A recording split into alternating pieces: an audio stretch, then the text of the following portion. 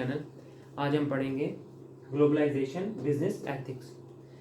Globalisation business ethics पढ़ने से पहले मैं आपको ये बता दूं कि इस एग्जाम्पल को आप ज़रा समझ लें। टोयोटा कंपनी जो है, टोयोटा जब गाड़ियाँ बनाती है तो हम कहते हैं कि जी टोयोटा तो जापानी कंपनी है, ठीक है, जापान की क्या गाड़ी। जबकि आप टोयोटा की मैन्युफैक्चरिंग का भी नोट कीजिएगा, उसकी हिस्ट्री को पढ़िएगा। उसकी जो चेज़, ये चेज़ नहीं है, चेज़ी जो कहा जाता है गाड़ी के इंजन से रिलेटेड, जो उसकी चेज़ी वगैरह होती है, chassis is made in England. Wires जो है उसकी चाइना में बनती हैं, टायर जापान में बनते हैं, इंजन उसका वेल्स में है, सीट बेल्ट उसका चेक रिपब्लिक में बनता है। अच्छा, ये होता क्या है ग्लोबलाइजेशन? ग्लोबलाइजेशन एक्चुअली में इंटरचेंजिंग व्यूज़, प्रोडक्ट्स, उसके अलावा ideas and other aspects of culture, ठीक है। अब आप देखें ग्लोबलाइजेशन में जापान ने हो सकता है सोचा हो मैंने गाड़ी बनानी है, लेकिन इन तमाम मुमालिक ने उसकी क्या की है, मदद की है, उसकी मदद की है, फिर एक प्रोडक्ट बन के मार्केट में आई है। मार्केट में ऐसे ही कोई प्रोडक्ट नहीं आ गई। ग्लोबलाइजेशन से होता क्या है, दुनिया आपस में कनेक्ट होती है, ठीक है। हम दूसरी और अपनी नेबर कंट्रीज़ के ड्रामे देखते हैं तो हमें वहाँ का कल्चर का पता लगता है, हमें उधर की ज़बान का पता लगता है कि उनका कल्चर कैसा है, उनकी ज़ुबान कैसी है, ठीक है। समटाइम्स आप सब कुछ छोड़ दें, अब ग्लोबलाइजेशन से ज़रा हट के अपने मुल्क की अगर बात कर लें तो अगर हम उर्दू ड्रामा के अलावा देखें तो हमें पता लगता है पश्तो में यार किस तरह उनका कल्चर है, बलोचियों का किस तरह है, सिंधियों का किस तरह है, ठीक है। इस तरह हमें अपनी इर्द गिर्द के इन्वायरमेंट का पता लगता है। तो ग्लोबलाइजेशन एक बड़े पैमाने पे चली जाती है, जिसमें ग्लोबल विलेज कहा जाता है। तो ग्लोबलाइजेशन एक प्रोसेस होता है जिसमें हम बिजनेस को एक जगह से दूसरी जगह पे ट्रांसफ़र करते हैं, उसको डेवलप करते हैं, ठीक है। अब हम देखते हैं ग्लोबलाइजेशन की टाइप्स क्या क्या होती हैं, जिसकी वजह से तो ये है टाइप्स, हमारी 3 तरह की इसकी टाइप्स होती हैं: economic globalisation, cultural globalisation and political globalisation. Economic globalisation क्या होती है, अमीर ममालिक गरीब ममालिक के अंदर जाके क्या करते हैं, इन्वेस्टमेंट करते हैं, ठीक है। जब वो वहाँ जाके इन्वेस्टमेंट करते हैं तो गरीब ममालिक की जो हालत है वो वक्त के साथ साथ जो उसकी इकोनॉमिक कंडीशन है वो बेहतर होनी शुरू हो जाती है। वहाँ पे जॉब्स क्रिएट होती हैं, वहाँ के नेचुरल रिसोर्सेज से भरपूर फ़ायदा उठाया जाता है, ठीक है। उनके पास वो टेक्नोलॉजी नहीं होती, बाहर वाली कंपनी आके कैपिटल इन्वेस्ट करती है, वो लेबर इंटेंसिव होते हैं, जिसकी वजह से उनका क्या होता है, इकोनॉमी वक्त के साथ साथ, गरीब ममालिक के पास पैसा नहीं ना है लेकिन उसका मजदूर तो है। जब बाहर से कंपनी कोई आती है तो वो अपना पैसा वहाँ पे लाके इन्वेस्ट करती है। जैसे ही वो पैसा वहाँ पे इन्वेस्ट करती है तो उनकी लेबर आहिस्ता आहिस्ता वक्त के साथ साथ उनको नौकरियाँ मिलती हैं। नौकरियाँ मिलती हैं तो उनके पास पैसा आता है, पैसे से उनकी अपनी हालत बेहतर होती है। जाहिर बात है, जब आपके पास पैसा आएगा आप क्या करोगे, अच्छा खाना खाओगे, घर लोगे, आपका लिविंग स्टैंडर्ड, रहने का स्टाइल बेहतर हो जाएगा। क्लियर होगी बात। उसके बाद है कल्चर ग्लोबलाइजेशन। कल्चर ग्लोबलाइजेशन में अगर आप देखें तो हैरी पॉटर जो बुक है वो आमतौर पे हर बंदे ने पढ़ी हुई है, ठीक है। वेस्टर्न म्यूजिक हम लोगों ने सुना हुआ है। अब यहाँ का जो हमारे मुल्क का नुसरत फ़तेह अली खान क्लासिकल म्यूज़िक, उसको वेस्टर्न ने सुना हुआ है, उनको पता लगा अच्छा पाकिस्तान का ये कल्चर है, क्लासिकल म्यूज़िक ये होता है, क्लासिकल कल्चर ये होता है, ठीक है। यहाँ से उठ के डॉक्टर अब्दुल सलाम जो थे वो जब अपनी एक मीटिंग में थे तो वो कहते हैं कि उन्होंने शेरवानी पहनी हुई थी जब नोबेल प्राइज़ की कॉन्फ्रेंस में, तो उन्होंने लोग अंग्रेज़ों ने देखा, उन्होंने कहा अच्छा पाकिस्तान का कल्चर क्या है, शेरवानी, यानी कि उनका कौमी लिबास क्या है, शलवार कमीज़ और शेरवानी पहनना। हमें एक दूसरे के कल्चर्स का पता चलता है। क्लियर हो गई बात। Political globalisation. पॉलिटिकल ग्लोबलाइजेशन हमारी क्या है, जिस तरह सार्क यूनियंस बनी हुई हैं, यूरोपियन यूनियंस बनी हुई हैं, इसके अलावा हमारी आसियन यूनियन बनी हुई है, G20 सुमिट, इस तरह की WTO बनी हुई है, वर्ल्ड ट्रेड ऑर्गेनाइजेशन, जो ममालिक के दरमियान जो है किस दो या दो से ज़ायद ममालिक के दरमियान ट्रेड करने में अपना रोल, अपना किरदार अदा करती है, ठीक है।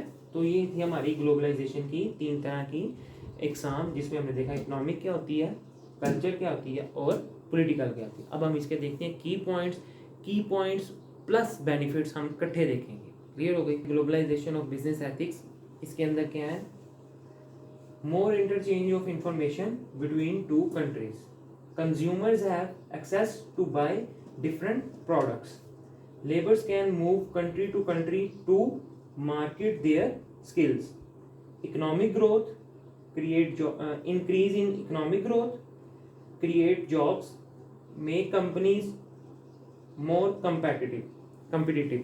ठीक है, इसके अलावा भी इसके हो सकते हैं, जैसे हम लेकिन इनको डिस्कस करते हैं। जब दो कंट्रीज आपस में ट्रेड करती हैं, ठीक है, तो उनके आपस में क्या होती है, तरह तरह की इंफॉर्मेशंस शेयर हो जाती हैं। ठीक है, एक कंट्री की दूसरे कंट्री के साथ जब ट्रेड शुरू होती है तो हमें पता लगता है अच्छा वहाँ पे उनका रहन सहन ऐसा है, उनका खाना पीना इस तरह का है, उनके रस्म रवायात इस तरह के हैं, उनका ओढ़ना बिछोना इस तरह का है। ठीक हो गई बात, हमें वहाँ के जो प्रोडक्ट्स हैं, हम कहते हैं यार, हम जिस तरह कहते हैं यार ये तो इम्पोर्टेड गुड्स हैं। ठीक है, तो ये बिस्किट्स वहाँ से आए हुए हैं, ये कपड़े वहाँ के हैं, तो हमें फिर वहाँ की जो हम लोकल यहाँ के रहने वाले, हमारे पास उस ममालिक की जो हैं गुड्स हमें ख़रीदना बड़ा आसान हो जाता है। क्यों? हमारी इंपोर्ट एक्सपोर्ट बढ़ जाती हैं, हम लोग आपस में ग्लोबल बन गए ना। हमने कहा, हमने एग्रीमेंट कर लिया, हम आपस में ट्रेड करेंगे।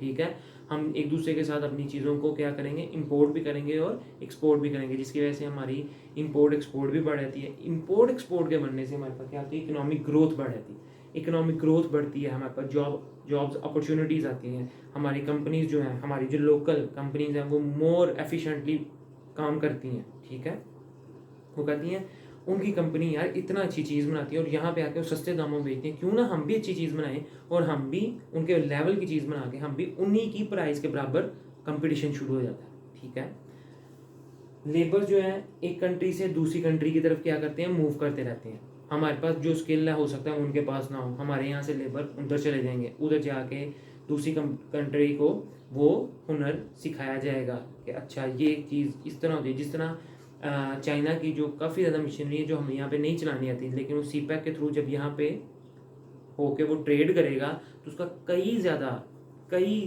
सामान जो है वो पाकिस्तान में आएगा और पाकिस्तान वक्त के साथ साथ वो उन चीज़ों को क्या करेगा, इस्तेमाल करना सीखेगा। और जब इस्तेमाल करना सीखेगा तो हम डेफिनेटली उस तरह की चीज़ें संभल भी यहाँ पे करेंगे, खुद भी बनाएंगे, उनकी मैन्युफैक्चरिंग भी हम यहाँ पे करेंगे, ताकि हम उनके बराबर की चीज़ बना के हम भी क्यों ना इम्पोर्ट करें बाहर के ममालिक में। अब हम इसके देखते हैं ड्रॉबैक्स। ये तो थे हमारे बेनिफिट्स। इसके अलावा जो भी आपके माइंड में आते हैं और भी हो सकते हैं, लेकिन मैंने चंद देख लिखे हैं, अब हम इनके देखते हैं ड्रॉबैक्स। जी, तो अब हमारे ड्रॉबैक्स, मैंने ये 2 ड्रॉबैक्स लिखे हैं। ठीक है, जैसे कि हैं multinational companies are gaining more powers and influence in political decisions. जब कोई भी कंपनी आपके मुल्क में आके इन्वेस्टमेंट करती है और वहाँ पे वो देखती है कि उसकी डिमांड ज़्यादा होती जा रही है, तो वो क्या करती है, पावर में आने लग जाती है। और जब वो पावर में आ जाती है ना, तो फिर अपनी तरह के फैसले सियासी बंदों से करवाने लग जाती है।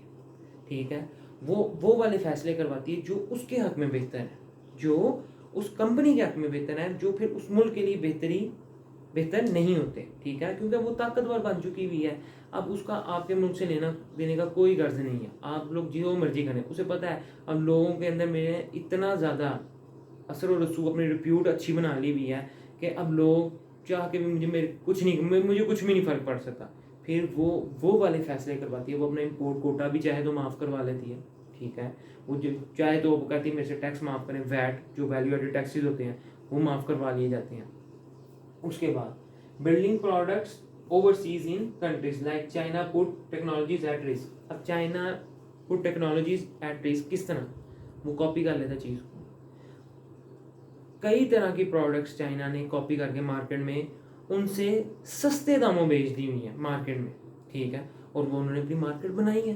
ठीक है, कपड़े से लेके कोई भी आप चीज़ ले लें, प्लास्टिक का खिलौना तक क्यों ना ले लें, चाइना ने उसके अंदर अपना नाम पैदा करके मार्केट में अपना नाम पैदा किया, और दूसरी जो उसका ओरिजिनल जो चीज़ थी उसको ख़त्म कर दिया, उसको रिप्लेस कर गया वो। ठीक है, ये इसके चंद एक ड्रॉबैक से जो मैंने लिखे। ये था हमारा आज का लेक्चर, जिसके अंदर हमने देखा ग्लोबलाइजेशन क्या होती है। हमने सबसे पहले उसकी शुरुआत में ही एक डेफिनेशन देख ली कि डिफरेंट कंट्रीज ने मिल के टोयोटा को बूस्टअप किया था। क्लियर हो गई बात। उसके बाद इसके हमने देखे टाइप्स देखी, इसके की पॉइंट्स प्लस बेनिफिट्स देखे, और साथ में हमने इसके ड्रॉबैक्स देखे। मैं उम्मीद करता हूँ आप जहाँ रहेंगे खुश रहेंगे, हंसते मुस्कुराते रहेंगे। Kindly subscribe, like and share my channel. खुदा हाफिज़।